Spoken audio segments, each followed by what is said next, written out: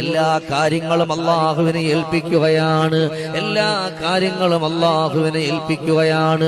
ജീവിതത്തിന്റെ ഏതു വലിയ മേഖലകളിലൂടെ കടന്നു വന്നാലും, ജീവിതത്തിന്റെ സങ്കടങ്ങളിലൂടെ മുന്നോട്ട് പോയാലും, എന്റെ പ്രിയമുള്ള ഉമ്മമാരോട്, സഹോദരിമാരോട് പറയാ, സങ്കടങ്ങൾ വരുമ്പോ, വേദനകൾ വരുമ്പോ വീടിന്റെ അകത്തട്ടിൽ ഇരുന്നു കൊണ്ട് കരയുന്നവരാണ്. എന്നാൽ ആ സങ്കടങ്ങളും ആ വേദനകളും നിങ്ങളിലേക്ക് വരുമ്പോ നിങ്ങളെ കൊണ്ട് ചൊല്ലാൻ പറ്റിയ ബിസ്മില്ലാ